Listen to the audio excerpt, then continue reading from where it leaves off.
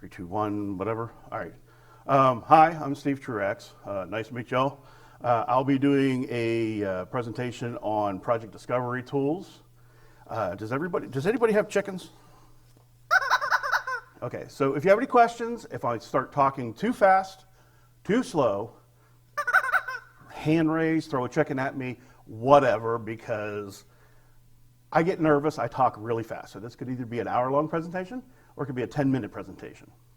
So if I get too fast, just and questions, throw things at me, I don't care. I'd rather be loud in here than quiet, because these quiet talks put me to sleep, especially 3 o'clock in the afternoon after you've eaten a big lunch. All right, who am I? Let's go to the next. There it is. Does it work? Next slide. Oh, wow, this does not work. Oh, wait, there it is, next. Hey, there we go. All right, who am I? I've been in the IT industry for over 28 years. Yeah, I'm old. Last 5 and 10 have been in security. I've worked in, you name it, agricultural, entertainment, banking, and government. And you can throw, if I start reading slides, you could tell me to shut up and just move on, because I hate people that stand and read slides. I do have a job. I am a pen tester this week. So whatever happens next week, so I do, these are going to be tools. I'm talking about the tools I use daily. Not an expert at all on them, but I think they're really cool, and I wanted to show them off. So that's why I'm doing this presentation. And of course, I have the standard disclosure that I copy and pasted, I think, out of ChatGPT. But also, it's don't hack stuff. You're not, that's not yours. Don't blame me. I'm not going to bail you out of jail. If you do this, use these tools the wrong way, that's on you. And unfortunately, don't be a skid. If you ever watch Talking Sasquatch from YouTube, and I have his link here. Oh, by the way, slides will all be available. Don't have to write anything down or take snapshots if you want to. I don't care. But anyway, Talking Sasquatch, his one thing is don't be a skid.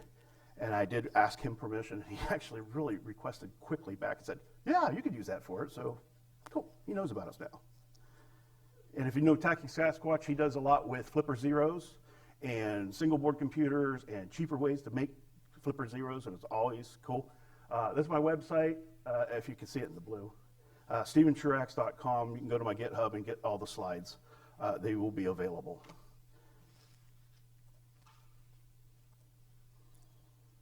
Yep. Did I skip a slide? No, this takes a while. Okay, I didn't skip a slide. Sorry, I'm not a professional talker or thing. Top artists, this is some of the ones we're going to be discussing today. Some I'm going to go through really, really quick, because each of these tools I could probably spend an hour on.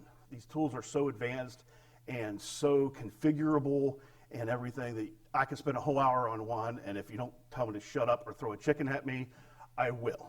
So we're going to try to move along as fast as we can. Nuclei is going to be the biggest one, and that's going to be at the end to save the best for last. What are project discovery tools?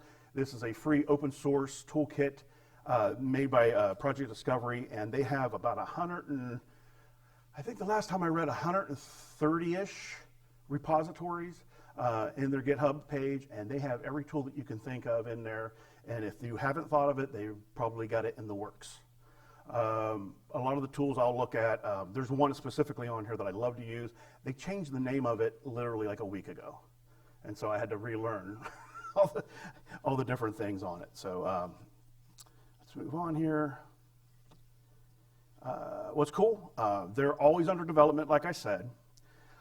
You can chain these tools together to make your own specific automation for pen testing, for red teaming, for bug bounty, however you want, or even to test that some patches got done or something like that. So you can chain these together. You can chain, they're all run in Linux, so you can just chain them together with bash scripts and stuff like that. So it's a lot of fun. Very scriptable. You can customize them with the flags. The first thing you should do when you pick up one of these tools, you install one of these tools, is do the -help. It is the awesome man page that, keep looking at it, because believe it or not, they change almost I want to say monthly, that they add features and stuff into these switches. So if you don't see something in there, just wait, they're probably going to come up with it. And then they're also, if you get API keys for some of the other services that we'll go over, it even enhances these tools' reach so they'll be able to find more domains and more things for you. How to install them. There's 3 ways that I know of right now. There's probably more. Docker, you can pull down the images from Docker. There's an online version, which we'll maybe touch a little bit of. That's how they make their money. Their online version, because they want to sell the whole industry something. They want your whole company to own this. And what a better way to have an online tool that you could just dump your domains in there and figure out what's wrong with them or things you want to test. So that's kind of their money makers, the online. But you can still use some free versions of it. And you also can get the API key, which is the key to unlock a lot of stuff. And there's also one called PDTM, which is one of their tools. And this is the one that I install. I install it in Kali Linux. Here's the RTFM link for the Docker. And forgive me for saying, I hate when people do that. Here's a picture of the cloud one. They have where you can make your own we'll talk about templates later. And vulnerabilities and inventory, this is like their moneymaker. Like I said, this is what they're profiting off of. They just had this out like a couple years ago. And different things that you can make. You can use AI. Oh, AI! I said AI. If this is an AI, it's actually I think over there is the AI talk this time. Yeah. So if they do have an AI portion of it, it works sort of. But building the tools and recipes for these tools, AI works pretty good. PDTM is the auto one. This is the one I like to use. You download this through GitHub. You just do a git clone and get it. As soon as you launch PDTM, it'll be like, hey, you don't have any of these installed. Let me install them for you. And it just starts installing all these tools. And when it started out, there was like 10. Now there's up to 15 that it'll install. If you don't see it, like this one says it's not installed, all you type in is PDTM, install, and then the title, and it'll go through and install it. Some things involve some libraries that you might have to install, but they talk a lot about that. There's certain, like libcat, there's things like that you'll have to install for sniffing and that kind of stuff. But overall, and the good thing about these tools is I run this about weekly, monthly sometimes, because not only does it install them, if you do -u, you can update, and it'll just keep all these tools updated in one nice package, and you don't have to go in and figure out, oh, this tool's out of date, or this tool. You can update them all immediately through the PDTM. When you're doing your Linux security installs, you can do that. First one is Naboo. Naboo, I will, did I put a C in there? Oh, I'm terrible at writing. Don't look at the C above the A. I did not do that on purpose. So Naboo is, it's Nmap. That's how I'm going to describe it. That's what the tool does.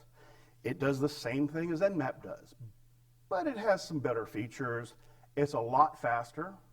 I don't think it's as fast as, what's the other one, RustScan? Is that what they call the other one, the scanner? Basically to find open ports. You could tell it to do top 10, you could do top 10. There's different things that you can do. And on that note, I'm going to switch over because I'm just going to do this. Let me see if I can get in here. Yep, I'm not on this. Do I need to slide it over?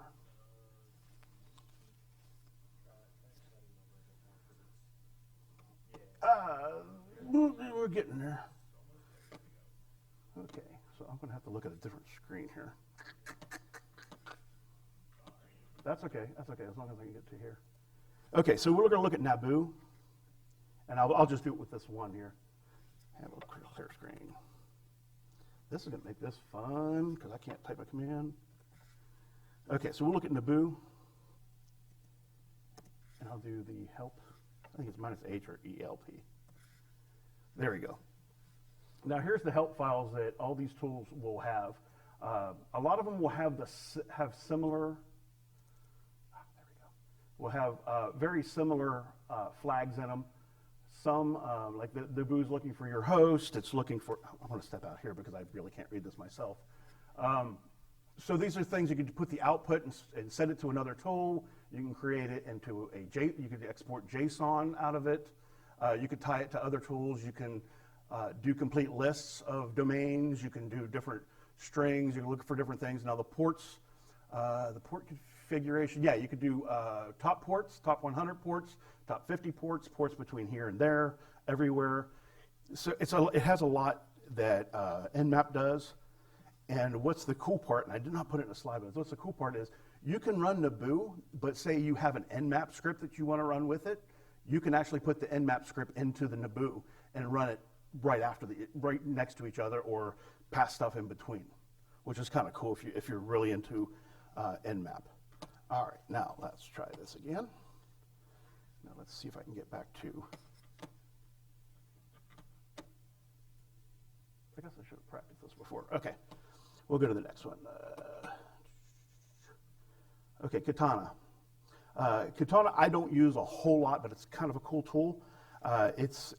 All these are written in Go. I forgot to mention that before. So if you use Golang, it installs through Go. It is basically a web crawling tool. It can find different crawl websites, and the special part is endpoints. Like if you're crawling your website and you say, I want to see anything that has like a PDF at the end, or anything that has this, or this has what company names in here, or whatever, you can use Katana to do that. And it is very fast, and again, just like the help from the other one, you can export that into JSON. You can export, and you can also, after you export it to JSON, you can use JQ to make it look nice and pretty, or throw it into something other tools. And like if you throw JSON into some other tool like Faraday or a reporting server or something like that, it'll go in there too. It takes a little configuration with Faraday, trust me, it's a pain in the butt. All right, Uncover. So Uncover uses APIs. This is where you're going to use the APIs that I've discussed. This goes out to the internet and finds anything that that if you're looking for your IP or your domain name, it'll go out and find, like it's looking here, it's looking through Shodan, Census, and FOFA, I can't pronounce that. But if you have those keys, you can put them in your configuration file, and it'll go out here and find any mention of those IP addresses and open ports that it finds out there on the internet. Be careful, sometimes it's a little squirrely, sometimes it'll tell you something's open, but it may be blocked or whatever, depending on your firewall or your WAF. URL Finder is one that I love to use. This goes out, and again, it uses APIs too for different utilities that you can find. And when I say it uses APIs, it doesn't mean you have to use their APIs. It just enhances your findings a little better. URL Finder is great because it'll go out, and I think it even has one for, I don't see it there, but I think it has one for Wayback Machine, where you can go in the Wayback Machine and find URLs also. And again, if I start talking fast, throw a chicken, scream, yell, throw a chair. Well, don't throw a chair. So I use this a lot for my endpoints to grab those. You can export them out. Like I said, all the tools, you can export them out. You can use them for other tools. And then we're also going to look at combining these tools to get different results of what you're looking for. All right, TLSX, that's a hard one to pronounce. It goes out and it's looking for all your domain names, to make sure that all your CNAMEs, if you're looking for domains that are subdomains that may be compromised or getting ready to expire or whatever like that, you can find that through here. It's not a really good picture, but it'll tell you what certs you're using. You can search for weak certs, you can get regular certs, you can figure out TLS versions it's using and all that through the records, your MX, your email, and records and all that. And again, I could spend hours on each of these tools, but I want to wait and get all the end. DNSX, that looks for your domain servers, and that also finds names. You could use both of these tools, and they kind of overlap a little bit, but again, you could build these all into one automation, which looks really cool. HTTPX, hey, is something up and running? Well, I have a list of 1,000 IP addresses, and I want to know which ones are live, which ones are dead. This is your tool. This tool runs lightning fast. It runs so fast that you actually need to slow it down with some of the tags. And you can tell it like how many per minute you want to send, how many packets you want to send. You can tell it, only do, this many or whatever, because a lot of the firewalls and stuff, and I found out, especially with tools like this, if you're doing 1,000 domains, firewalls don't like you after about 10 seconds of running this tool. It'll block you out. So be careful. There's ways to get around firewalls. I won't get into that because I like to keep my job and my freedom. All right, so you can tie this tool into other tools. Another big one I like to use is Subfinder. Subfinder is one of those ones where you have a domain and they tell you pen test this domain. You're like, okay, and then they're like, well, wait a minute, we have a subdomain here? This will find it.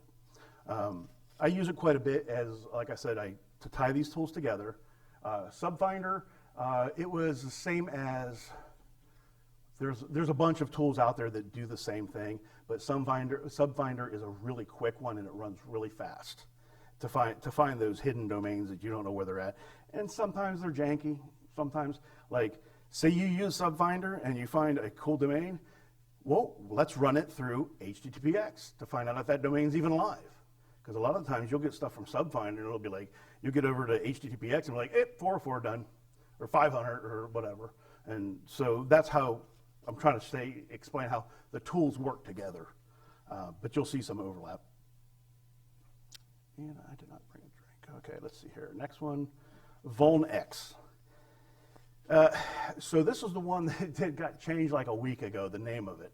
It used to be CVE map. This is one of my cool tools because I always have to look for exploits to run against things, and I never know where to find these POCs. There's some things that you can find that you can find POCs that are a little bit easier than others, but VulnX is one that I go to. It used to look quite a bit different. Oh, hello. It started looking a little bit different. When you run it just generically, it'll show you, if you search for a CVE, it'll show you the priority. It'll show you the version. You can say, show me all the ones that have POCs. Show me all the CVEs that is this credibility. If it's critical, medium, whatever, and then you can list those out. And the biggest one is, well, besides the POCs, I love to go into POCs because you could export this all out as JSON also, and then parse it with something like JQ or something like that to get a bunch of results if you're looking for one specific thing. Project Discovery is all about what they call templates, and we'll go into that when we go more into Notion. And that's what another thing is, if you search and find a CVE and it says template, yes, or it has a name, you're going to have that template in Nuclei, and you'll be able to run that template against your machines to find out if they're vulnerable to that CVE. And that's very important in what I do for a living. All right, I had to be a little corny, and of course, this is getting the band back together, chaining these tools together. I know, corny slide. I don't build good stuff. I'm not a slide maker. Hopefully you can see these because it's going to get a little squirrely. You can chain these tools together to do different tasks and things.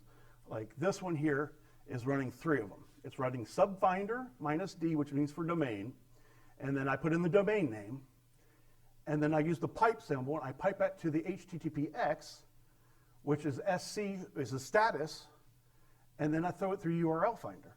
So it'll run through all 3 of them. First it goes in, it uses Subfinder to find the domains. It finds the subdomains, and then it takes those subdomains, and it found 6 subdomains, and then it starts enumerating these subdomains to find out if there's any URLs, and then it goes and it uses HTTPX to find out what the status is on them, the status code, the 200s or the 500s. So as you can see, you could build these tools together to make an automation service. It might not be as much as your big money ones, but this is free stuff that you got. And if you could chain a couple tools to do work for you while you're doing other work, it's awesome and free-ish. All right, Nuclei. Again, if I start speaking fast, don't forget to get the chickens out. Okay. Anyway, Nuclei, this is the main act. This is the tool that I'm in a lot, and I know the least about because they keep changing it every 10 days, it seems like. These are, out of the box, it shows vulnerabilities. You can run it against vulnerabilities. It's very customizable. You can find, it does have an AI port, but I don't really want to talk about that. There is an AI switch. If you look for the switch, let's see if I can show you the switch real quick. Okay, so that's in there. Anybody want to guess what my Kali password is in my VM? Kali, yay!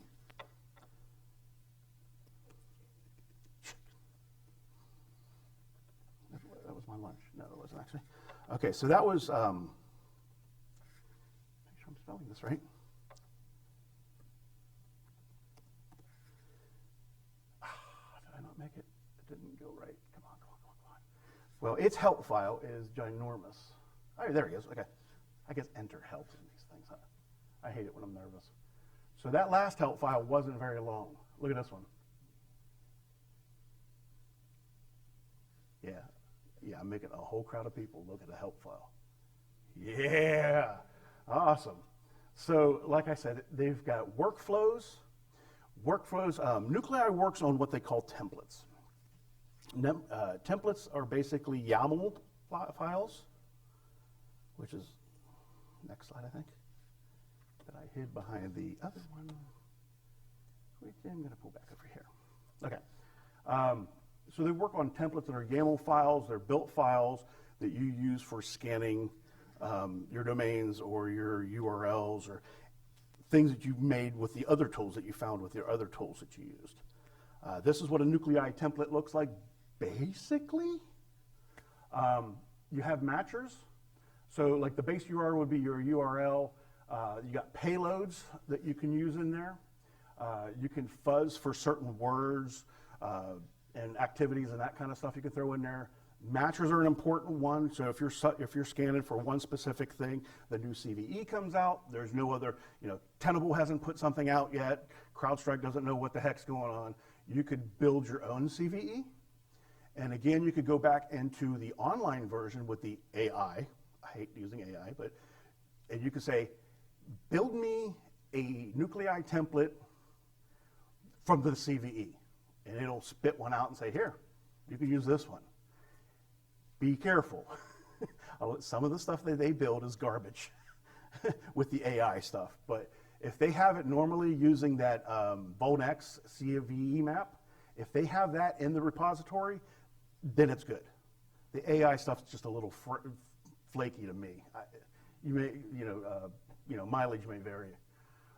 But with this one, you have variables, so you can put stuff and say, hey, find this. If not, throw it into a variable, spit it out to something else. Your severity tags only look for things that are, this vulnerable and criticals that are this thing. Your normal thing. This link is your most important link, and like I said, the slides will be available on my website afterwards. This goes through step by step on this guide, and it'll go through every single part of this and explain a lot more. Now, you say it can't get complicated. I've already made it really complicated. I'm sorry. It's a complicated tool, and every day I use it. Every day I learn something new. This is one for log4j, and this is just part of the template that they have for a log4j attack. Now, like I said, out of the box, this only does vulnerability scanning, but you can craft your own exploits in this nuclei template and run it against things. This is the log4j one that actually does the exploit, and I have the link down here if you want to grab the, like I said, it's a YAML file. Oh, and another thing about these templates is it's community driven. So you're not just getting templates that Nuclei builds or that Project Discovery builds. You're getting templates from all kinds of resources all around the world, and they update, hourly, daily, whatever. You can subscribe to them. Every time you do an update for Nuclei templates, it pulls all those repositories back in and gives you the latest and greatest. Demo time. Hopefully I can do this without making myself sick by turning around here. Okay.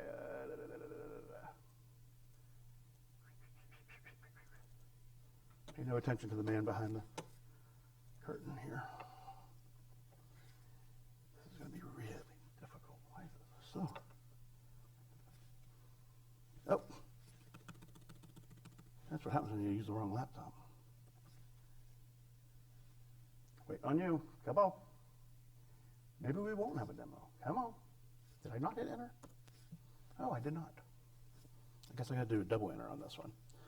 All right, let me see if I can pull up what I was going to demo, and now you're looking at my other stuff, which is fine. I'll just pull that over here and look at it. Why is it not doing that? Hello. Okay, I'm going to do something kind of crazy. And the last, don't say, oh boy, when I say I'm going to do something kind of crazy. This guy's giving me some scary over here, making it scary. I'm just going to end my slides. My last slide is just a bunch of links. Okay, and then a thank you, hack responsibly kind of thing. So we're going to get into the demo first. We're going to do a sub finder. We're going to look at sub finder. Like I said, hopefully I can do this without destroying something.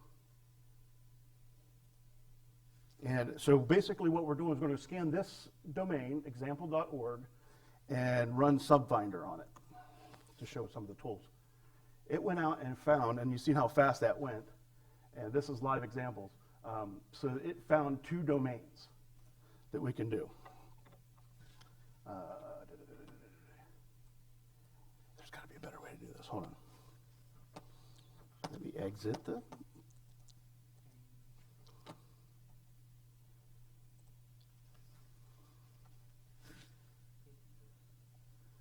Say, is there any way you can give me? Oh, okay. So I could use yours? Oh, to me, okay. Yeah, ish. Okay. So, yes, it is. But I have a mouse. Okay.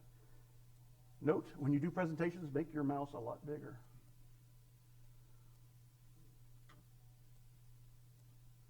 All righty. Also, you can use the echo command. Again, this is Linux, so you can do the echo command, which it didn't go over, did it?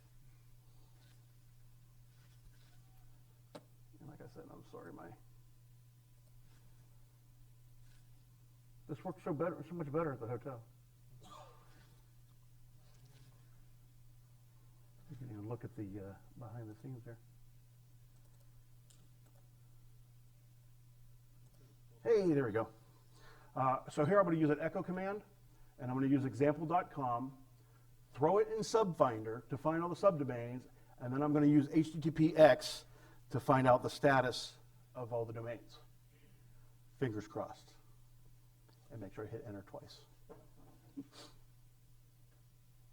Now this is going to take a little longer, and it's depending on the domain and your network connection and everything. Oh, by the time I actually took a stroll, I'd already found them. And again, you see how fast these tools work. Sometimes a little too fast, like I said. Sometimes you need to slow them down a little bit. But you can see what you're getting back from these tools is ginormous. Now, why I didn't get back the status, I might have to pipe it through something else. And again, these tools are choose your own adventure and choose your own enter key. And but anyway, when you chain them together, you can also put them in bash scripts. So I've created a tool or a menu system that says, put this, ask for your domain name. I put in the domain name. And then I'll click on something and say, do you want to run subfinder on this? Yes. So then it'll do that. So you can build these tools into your already existing environment and make them spit out what you need. Especially it's good for bug bounties and stuff where you're going through a lot of information. Yeah, why can't I grab that?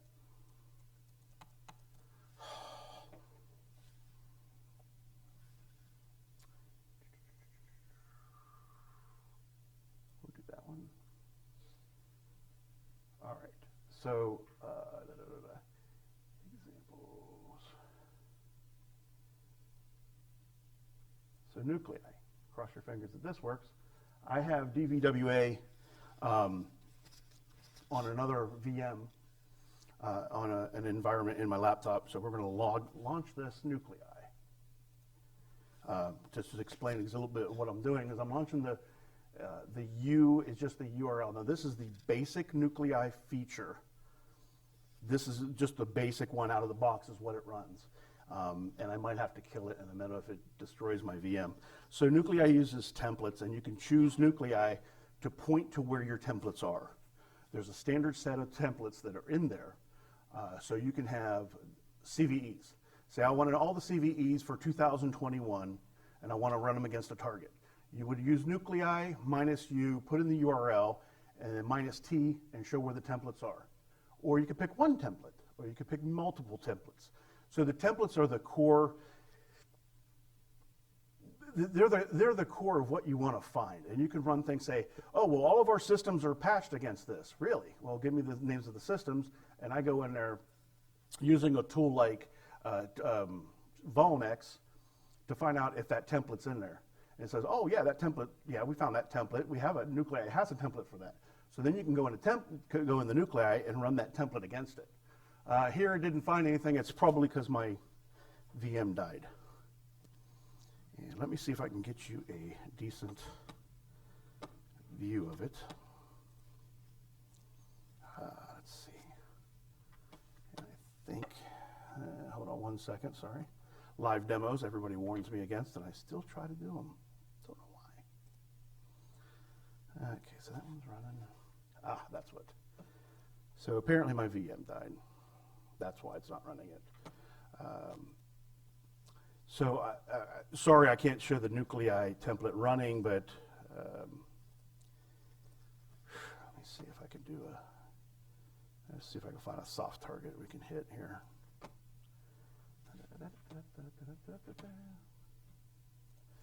Okay, we'll do nuclei against.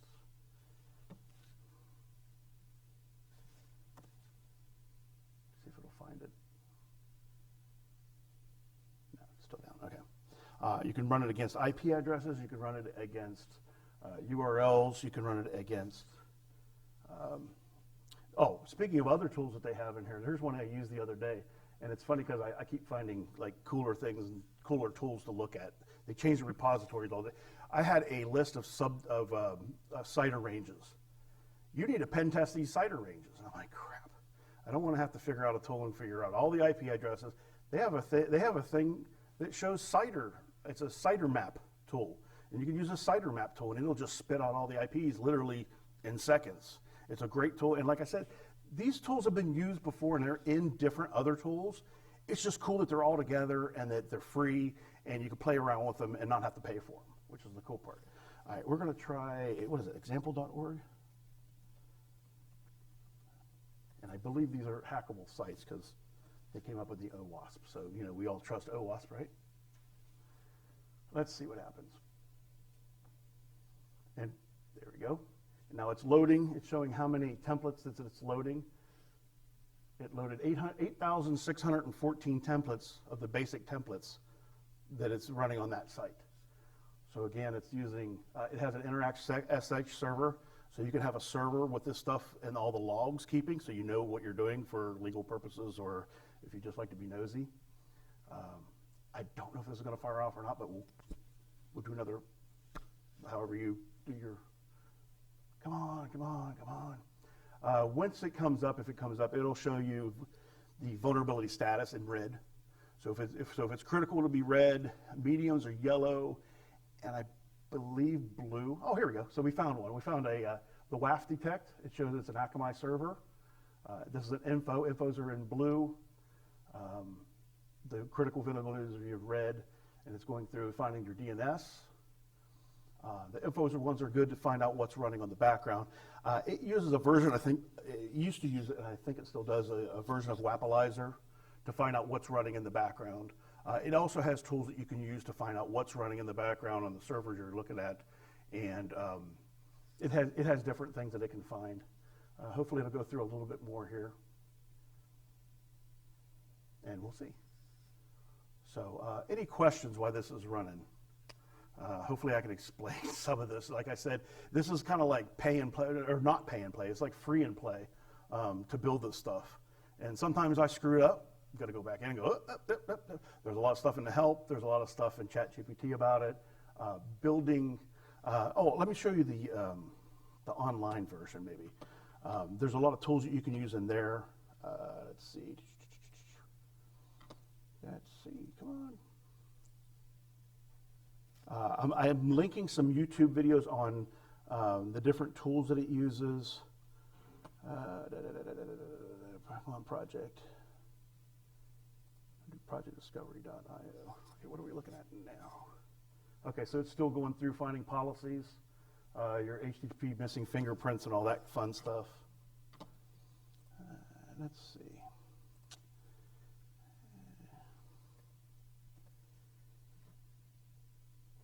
It does not have. Oh, I hate when it asks me for that stuff. And I don't have it. Okay. You can sign up for free accounts with Project Discovery to go in and scan the free for the AI one, and for the online version. Pricing, I don't want to go into pricing because I'm not selling this product. I'm only selling the free version because I like to use it because it's a free version. There is an enterprise version, that's where they're making their money. A lot of documentation. So just because, don't look at me and me fumbling up here and thinking that's all the documentation there is about this stuff. There is tons of stuff on the website, GitHub,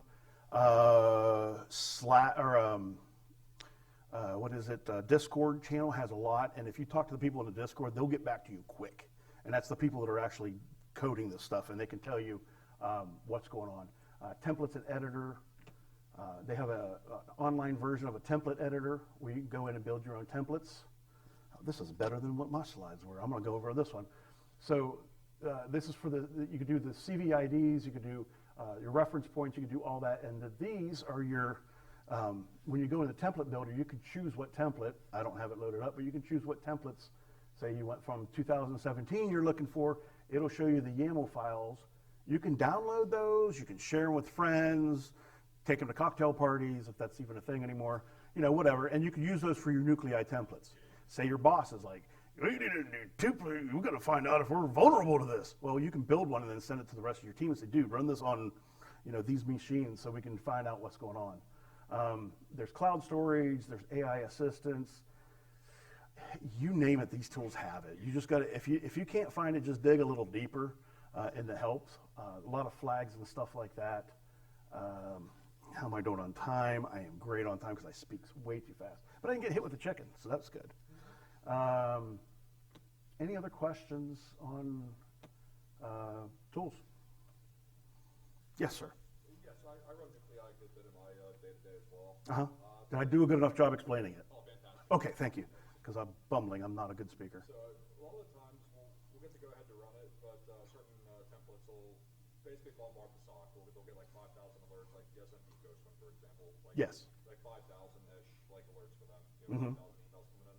Is there a good way to add scale to basically exclude templates and nuclei to avoid setting them off all the time? To exclude the templates? Yeah, I know there's like an exclude template. So, that's one thing I forgot to mention, workflows. So they have a feature called workflows. So rather than using templates, you would use a workflow. And the workflow is basically what you're saying, use this template, this template, this template, and this template in this workflow. So rather than trying to figure out what all those templates are, you just do the workflow. Now, I don't know in your situation, if there's so many templates that you probably, if that would be feasible for you to be able to do. It's like one or two, but if they keep requesting, we can take some away. Workflows is where I would look at some of that. I'm sure there's some other switches in there. Like I said, AI, if you ask questions to AI, it knows a lot about that kind of stuff. Or even, like I said, Twitter's a good one. And believe it or not, LinkedIn. I've never had a company at LinkedIn that just gives you great videos. They go in deep on their product. They're not just trying to sell it to you. They'll say, hey, I know you use this tool, but have you tried to use it this way? Have you tried to use it to find backup files? Have you tried to use it? And they'll give you great videos, great instruction, very clear and precise. They're not really trying to sell you anything. They're just trying to show what new features are in there. And then, like I said, there's new features all the time. So did that answer your question? Give you some direction, okay. And there might be some switches in there that'll say exclude. I think there is an exclude template flag in one of those for nuclei. Any other questions? Anybody have a chicken to throw at me? Maybe you're good. Anyway, like I said, these slides will be up on my website, steventruax.com, GitHub. You'll click through the GitHubs and all that. But thank you very much for your time. I appreciate y'all.